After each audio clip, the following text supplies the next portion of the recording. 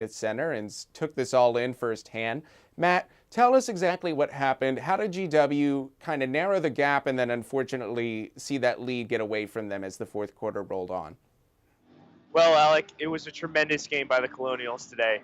I felt that the women did an amazing job putting pressure on the USF Bulls, and they played very well. The Colonials did today, but in the last few minutes, they tried to put a lot of pressure on them and get dirty, get in the paint, and the Bulls were ready for them.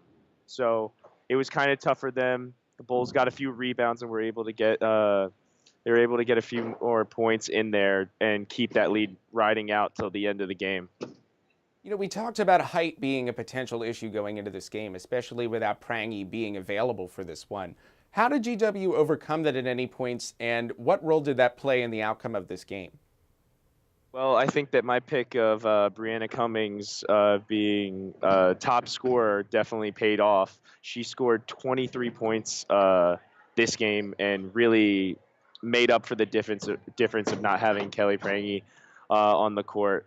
And I can only imagine what the game would have been like with Prangy on the court. It would. I feel like the Colonials had a great chance of winning this game without her, but she would have definitely been a big addition to help them take this game over a ranked team.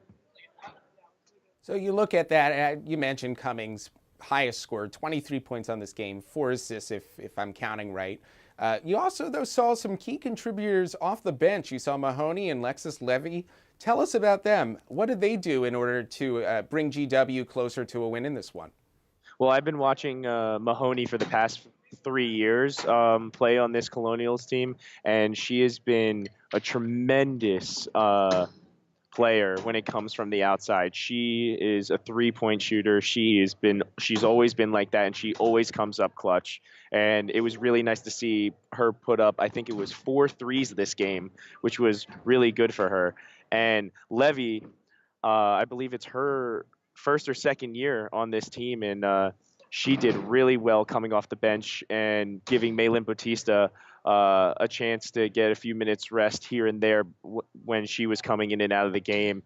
And she really came up clutch with a few threes herself and definitely facilitating a lot of good shots for the other people off the bench and the starters. So Batista, Neela Luma, some of the bigger names in the early games of this season were a little quieter this time around. But overall, it looked like a really solid team effort from GW here. How can they take the kind of rapport they've made with all of the players on this team now that some of the bigger names took a step back this time and carry at least that momentum? Because 78 points, not a bad effort by any means, a very high scoring game. How can they take that into their next games in Mercer in Georgia and then 15th ranked Maryland next week on Friday? The fact that the Colonials have so many different components in their repertoire to use in the game is going to be a huge benefit for them, and it's going to give them that element of surprise and shock whenever they're going into any game that they have away or even at home, because they have so many tools to utilize throughout the entire game. And I think that that is really amazing, and I think that Coach Rosati does a great job at just putting people in off the bench and just arranging them into really good positions so that it's advantageous for this Colonials team. So quickly, as you have to do with the loss, you have to look at what went wrong and try to improve your game going into the future ones here. So even though this is not a loss GW should really be ashamed of, what should they look to improve on most as they move forward here? I think that learning how to deal with taller opponents is definitely going to be the biggest thing that they have to work on, but that is just going to come with, strategy and just overall better defense. I think that they're a very good team when it comes to defense. Even though they did lose this game, I still think that they are logistically a very good defensive team. I think that they just need to figure out how to defend the more taller opponents and also when to pick and choose to be more aggressive in the paint, because I feel like whenever they tried to be more aggressive in the paint this game, they kind of got sidetracked, and the Bulls took advantage of that. Wrapping this up then, Matt, here, looking at what GW did, how should they feel about this game? As the women leave the court today, should they be proud of their efforts? And really, what should the takeaway be from their efforts that they put into this game today? I think that the women should be very proud of their game today. I think they did a wonderful job and they defended really well.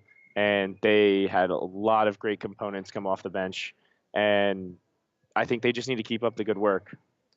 I don't think they have anything to worry about. I know that Rosati is going to do this team well, and it's going to be a wonderful season to see how these girls turn out. All right, Matt, just any final words from you as we close this one out? No, raise high, man.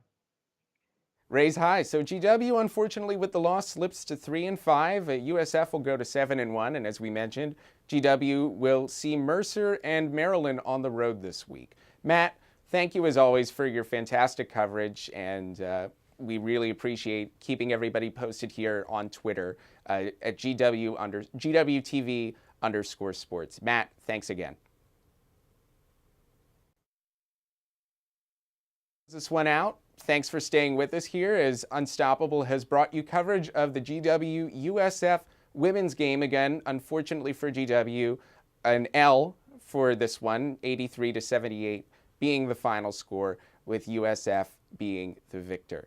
Thanks again for all of us here, for Matt and myself. I'm Alex Snyder. You've been watching GWTV's Unstoppable coverage of this basketball game. Have a great rest of your day and a great rest of your weekend. We'll see you next time.